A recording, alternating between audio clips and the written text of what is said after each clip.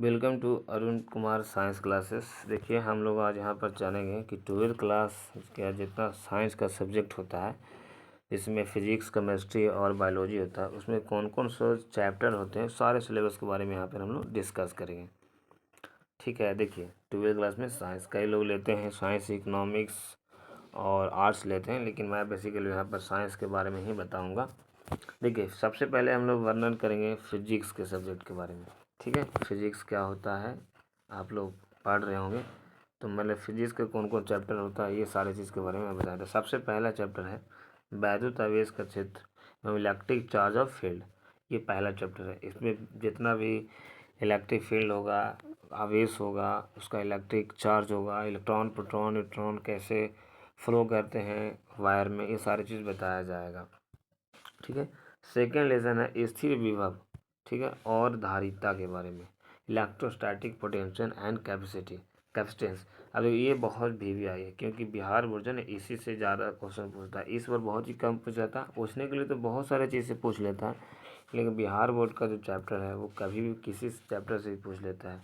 तीसरा चैप्टर है विद्युत धारा, इलेक्ट्रिक करंट, आप देखे होंगे। ठीक है, इसमें करंट के बारे में पढ़ना है सबसे ज़्यादा। फिर अगला देखते हैं गतिमान आवेश और चुंबकत्व के बारे में, मूविंग चार्ज और मैग्नेटिज्म।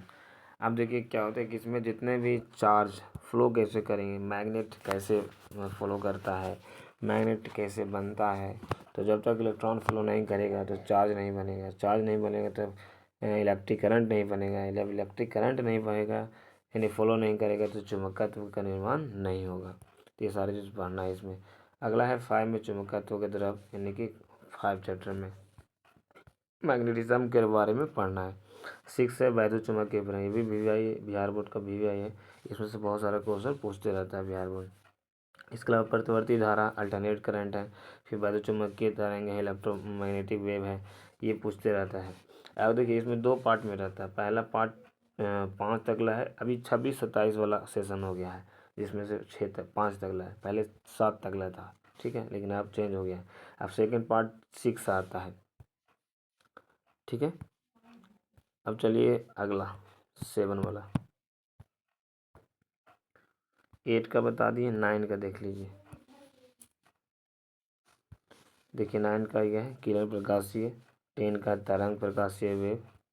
ठीक है, फिर इसका आपको विकिरण को है द्रव की द्वैत प्रकृति, 12 में परमाणु है, 13 में नाभिक के बारे में, न्यूक्लियस के बारे में आपको पढ़ना होगा।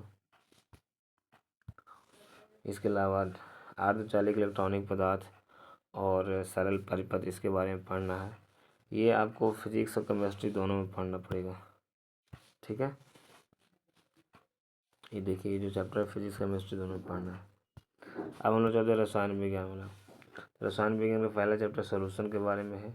ठीक है, दूसरा है वैद्युत रसायन के बारे में। अभी हम क्लास में ये वाला कंप्लीट हो गया है, ये कंप्लीट हो चुका है। अब देखिए अगला चलते हैं हम लोग 4 लेसन में, डी एफ लोग। अब कहिएगा कि एस और पी कहाँ है सर, तो एस और पी 11th में पढ़ना है। ठीक है, 11th में जो बच्चे 11th पढ़ते होंगे तो उनका जानकारी होगा कि एस और पी ब्लॉक जो है 11th में पूरी अच्छी तरह से पढ़ना है, इसलिए आप लोग 11th भी पढ़ा कीजिए, कई लोग 11th नहीं पढ़ते हैं। 5 लेसन उप संयोजक यौगिक है। 6 है हेलोजन, हेलोरिन, फिर एल्कोहल है, फिर एल्डिहाइड है, एमीन है, ये सब वीवीआई चैप्टर है। ये आपको 11th में भी पढ़ना है और 12th में भी पढ़ना है। और सबसे बड़ी बात जब आप कंपटीशन को दीजिएगा तो उसमें भी 1 या 2 मार्क्स का एग्ज़ाम में पूछ ही लेता है, तो याद रखिएगा।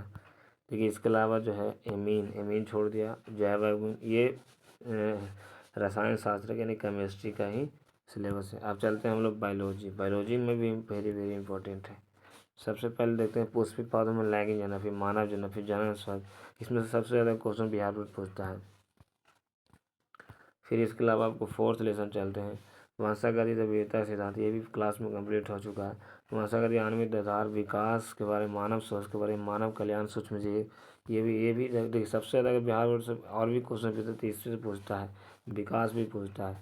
ठीक है, पूछता सब में से एक क्वेश्चन रहेगा, लेकिन सबसे ज़्यादा जो है उसका फेवरेट है, जो हमेशा पूछते ही रहता है। अब देख लेते हैं जैविक, ये भी जीव पारितंत्र, जैविक संरक्षण के बारे में यहाँ पर है पढ़ना।